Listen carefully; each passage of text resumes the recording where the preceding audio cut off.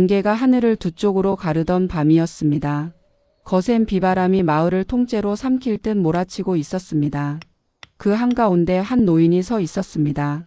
흠뻑 젖은 백발을 늘어뜨린 채 미동도 없이 자신이 깎은 거대한 돌조각상을 올려다보고 있었지요. 그런데 그 순간 바람 속에서 목소리가 들려왔습니다.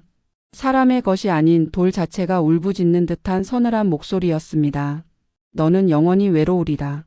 노인은 그 자리에 무너지듯 주저앉았습니다. 두 손으로 얼굴을 감싼 채 짐승처럼 울부짖었지요. 대체 이 노인에게 무슨 일이 있었던 걸까요? 어떤 말을 세상에 던졌기에 이토록 처절하게 무너져 내린 걸까요? 지금부터 그 모든 이야기를 들려드리겠습니다. 때는 조선 병풍처럼 깎아지른 절벽이 하늘을 찌르듯 둘러싼 메아리 계곡 마을이었습니다. 그 마을 끝자락 작은 초가에 한석공이 살고 있었습니다. 이름은 은호. 그의 손끝에서 태어난 돌은 마치 살아 숨쉬는 것처럼 표정을 지었습니다. 호랑이를 깎으면 금방이라도 포효할 듯 했고 꽃을 새기면 이슬이 맺힐 듯 했지요. 하지만 사람들은 그의 재주를 보지 않았습니다. 그들이 본 것은 오직 거칠게 튼 손과 늘 흙먼지를 뒤집어 쓴 낡은 옷이었습니다. 저 손 좀 보게, 짐승 발톱 같지 않은가. 석공 주제에 눈빛은 살아서. 마을 사람들은 스쳐 지날 때마다 비수 같은 말들을 아무렇지 않게 던졌습니다. 은호는 그때마다 대꾸 한마디 하지 못한 채 고개를 떨구었습니다. 마치 얼음장 밑을 흐르는 물처럼 소리 없이 속으로만 상처가 쌓여갔습니다. 밤이 되면 은호는 정과 망치를 붙잡고 홀로 돌을 마주했습니다. 돌은 그를 비웃지 않았고 돌은 그를 손가락질하지도 않았습니다. 그래서 그는 사람보다 돌을 믿게 되었지요. 하지만 그의 가슴 속에는 아무도 모르게 시커먼 그을음 같은 것이 하루하루 두껍게 내려앉고 있었습니다. 어느 볕 좋은 가을날 마을 이장이 은호의 집 앞에 나타났습니다. 평소 그를 거들떠보지도 않던 사람이 그날따라 유난히 부드러운 웃음을 지으며 다가왔지요. 은호, 자네 솜씨가 이 근방에서 제일이라지. 내 정원에 세울 근사한 조각상 하나 만들어 주게나. 은호의 마음속에서 무언가 울컥 치밀어 올랐습니다. 평소에는 나를 개돼지 취급하더니 아쉬울 때만 이렇게 찾아오는구나. 은호는 겉으로는 고개를 끄덕였습니다. 하지만 속으로는 차갑게 칼날을 갈고 있었습니다. 며칠 밤낮을 세워 조각상은 완성되었습니다. 학처럼 우아한 자태에 마을 사람 모두가 탄성을 터뜨렸지요. 그런데 아무도 몰랐습니다. 조각상 밑바닥, 땅에 닿아 영원히 보이지 않을 그 어두운 자리에 은호가 무언가를 새겨 넣었다는 것을요. 정끝이 돌을 파고들 때마다 그의 눈에서는 눈물인지 광기인지 모를 무언가가 번뜩였습니다. 그가 새긴 글자는 이러했습니다. 너의 교만이 결국 너를 무너뜨리리라. 그날 이후 은호는 달라졌습니다. 부탁이 들어올 때마다 겉으로는 정성스레 조각상을 깎았지만 아무도 보지 못하는 밑면에는 매번 날카로운 저주를 새겨 넣었습니다. 상처 위에 상처가 더해지리라. 너의 곁에 아무도 남지 않으리라. 외로움이 그림자처럼 너를 따라다니리라. 하나 둘 저주를 품은 조각상들이 마을 곳곳에 마치 씨앗처럼 뿌려졌습니다. 그리고 계절이 두 번, 세 번 바뀌었을 무렵 이상한 일들이 일어나기 시작했습니다. 다정하던 부부가 사소한 말 한마디에 서로에게 소리를 질렀습니다. 정답던 이웃들이 담장 하나를 두고 원수처럼 으르렁 댔습니다. 아이들조차 서로를 향해 날선 말들을 아무렇지 않게 뱉어냈습니다. 마치 계곡을 둘러싼 저 거대한 절벽이 나쁜 말들을 고스란히 튕겨내어 온 마을에 몇 배로 되돌려 보내는 것 같았습니다. 웃음소리로 가득하던 마을 우물가는 어느새 날카로운 비명과 다툼 소리로 물들어갔습니다. 풍요롭던 논밭은 사람들의 다툼 속에 잡초만 무성해져 갔습니다. 마을은 마치 서서히 병들어가는 커다란 짐승처럼 활기를 잃어가고 있었습니다. 은호는 그 광경을 처음에는 통쾌하게 바라보았습니다. 나를 무시하던 자들이 벌을 받는구나. 하지만 시간이 흐를수록 그의 마음 한구석에서도 서늘한 바람이 불어오기 시작했습니다. 마을의 활기가 사라지자 그의 일감도 자연스레 끊겨갔습니다. 장터에는 인적이 드물어졌고 은호를 찾는 발걸음도 뚝 끊겼습니다. 그는 다시 혼자가 되었습니다.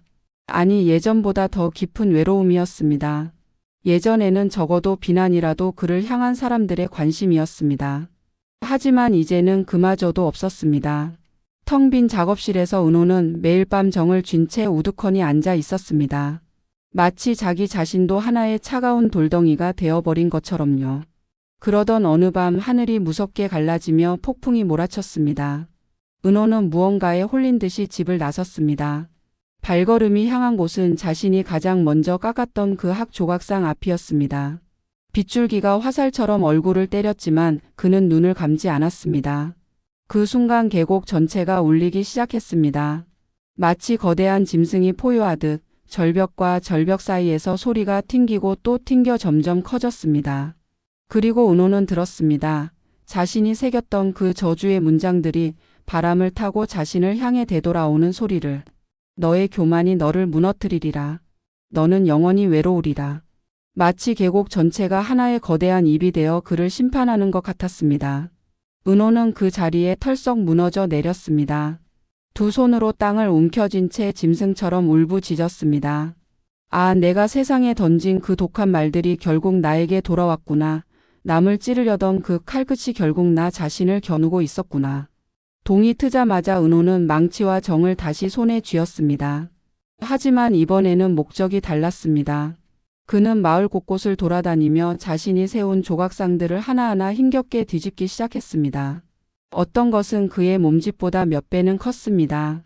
어깨가 으스러질 듯 아팠지만 그는 멈추지 않았습니다. 손톱이 갈라지고 손끝에서 피가 배어 나와도 그는 밑면에 새겨진 저주의 글자를 정으로 하나씩 지워 나갔습니다. 그리고 그 빈자리에 이번에는 진심을 담아 새로운 글자를 새겼습니다. 당신의 하루에 따뜻한 볕이 들기를. 오늘도 애썼습니다. 당신은 잘하고 있습니다. 낮에는 뜨거운 햇살 아래서, 밤에는 별빛과 반딧불 아래서 그는 마치 자신의 죄를 하나씩 씻어내듯이 쉬지 않고 정을 두드렸습니다. 어느 노부부의 집 앞 조각상 앞에서는 밤을 꼬박 새우기도 했습니다.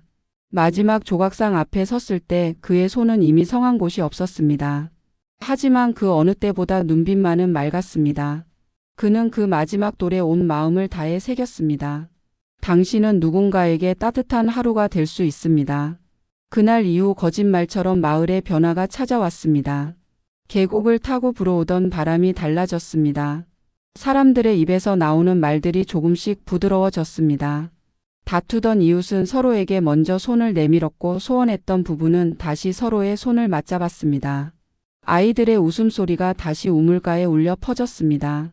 그리고 그 웃음소리는 절벽을 타고 메아리가 되어 온 마을의 몇 배로 되돌아왔습니다. 마치 계곡 그 자체가 이제는 축복을 되돌려주는 커다란 손처럼 느껴졌습니다.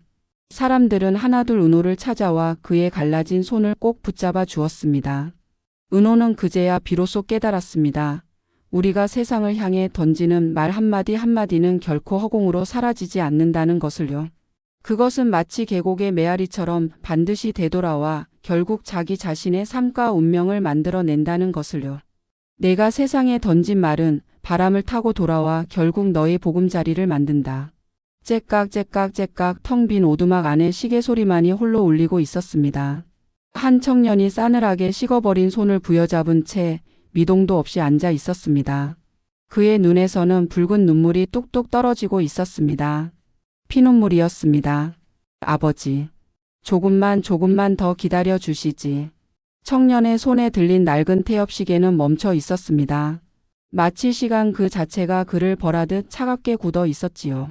대체 이 청년은 무슨 짓을 저질렀기에 가장 소중한 순간을 영영 놓쳐버린 걸까요?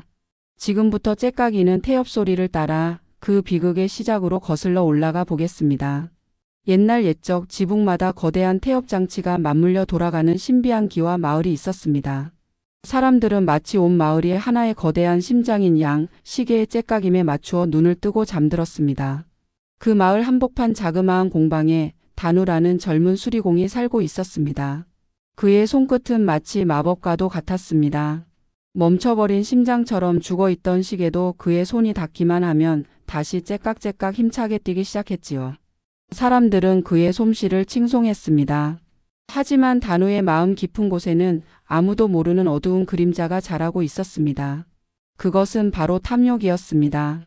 그는 생각했습니다. 이 뛰어난 손재주로 어째서 나는 여전히 가난한가? 사람들의 시간을 조금씩 붙잡아 둔다면 나는 더 큰 부를 줄 수 있지 않을까? 그날 이후로 단우는 달라졌습니다. 손님이 하루면 고칠 수 있는 시계를 맡기면 그는 태연한 얼굴로 말했습니다. 이건 아주 복잡한 고장입니다. 한 달은 걸리겠군요. 손님들은 발을 동동 굴렀습니다. 시계가 멈춘 동안 그들은 약속도 잡을 수 없었고 장사도 할 수 없었습니다. 마치 보이지 않는 사슬에 발이 묶인 것과 같았지요. 손님들이 애가 타서 발을 동동 구를수록 단호의 주머니는 짤랑짤랑 소리를 내며 두둑해졌습니다. 그는 그 짤랑거리는 소리가 마치 달콤한 음악 같다고 생각했습니다. 남의 시간을 훔쳐 자신의 곳간을 채우는 것, 그것이 그의 새로운 즐거움이 되었습니다. 그는 몰랐습니다. 자신이 훔친 시간이 언젠가 부메랑처럼 자신을 향해 되돌아올 것이라는 사실을요. 나는 단호의 이야기를 다 읽고 나서 한참을 가만히 앉아 있었습니다. 그저 조선 시대의 옛 이야기 하나로 흘려보내기에는 그 안에 담긴 뜻이 너무 깊었기 때문입니다. 이 이야기는 단순히 효도를 강조하는 교훈담이 아닙니다. 그 속에는 우리가 살아가는 방식 그 자체에 대한 오래된 질문이 숨어 있습니다. 그 숨겨진 상징들을 하나씩 꺼내어 여러분과 함께 나누어 보려 합니다. 첫째, 태엽시계라는 상징. 단호는 손님의 시계를 일부러 늦게 고쳤습니다. 하루면 될 일을 한 달로 늘렸지요. 손님들은 발이 묶인 채 애를 태웠고 단호의 주머니는 그 애타는 마음만큼 두둑해졌습니다. 그런데 자세히 들여다보면 이 태엽시계는 그저 물건이 아닙니다. 그것은 한 사람 한 사람의 심장을 상징합니다. 마을 전체가 지붕마다 태엽장치를 이고 살아가는 모습은 곧 우리 모두가 저마다의 시간을 짊어지고 살아간다는 뜻입니다. 처음 단호는 그 태엽을 늦추는 일이 그저 작은 요령이라고 여겼습니다. 하지만 자신의 시계가 멈추는 순간 그 마음은 뿌듯함에서 서늘한 공포로 바뀝니다.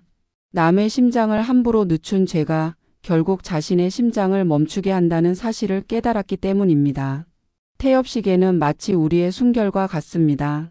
감긴 만큼 움직이고 풀리면 멈춥니다. 우리는 종종 남의 숨결을 조급하게 만들며 자신의 여유를 채우려 합니다. 하지만 태엽은 정직합니다. 남의 태엽을 늦추면 결국 자신의 태엽도 함께 어긋나게 되어 있습니다. 로마의 철학자 세네카는 인생의 짧음에 관하여 라는 글에서 이렇게 말했습니다. 사람들은 시간을 가장 아끼면서도 정작 가장 함부로 낭비한다고요. 단호의 태엽은 바로 그 문장을 눈에 보이는 이야기로 옮겨 놓은 것과 같습니다. 둘째, 모래알처럼 흩어지는 재물.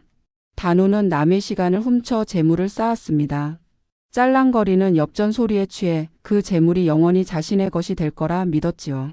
하지만 정작 아버지가 세상을 떠나신 뒤에는 그 많던 재물이 아무런 의미도 갖지 못했습니다.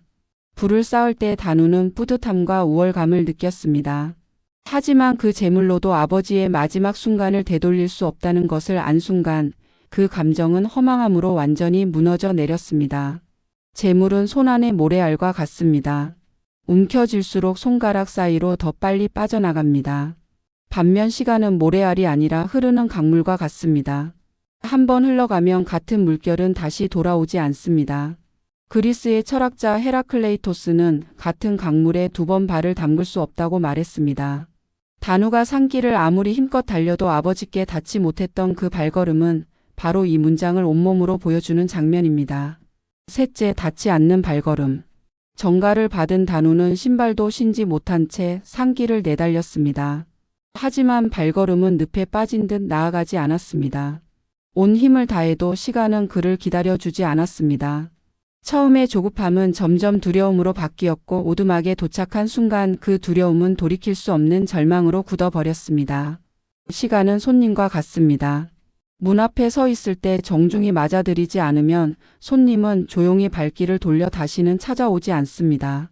단호는 아버지라는 손님을 구석자리에 밀어두었고 그 손님은 다시는 돌아오지 않았습니다. 고대 로마의 철학자 아우렐리우스는 명상록에서 오늘 만나는 사람을 마치 마지막으로 만나는 사람처럼 대하라고 적었습니다. 단호가 그 가르침을 하루 일찍 알았더라면 아버지의 시계는 구석자리가 아니라 그의 2손 위에 있었을 것입니다. 넷째, 눈물로 고친 태엽.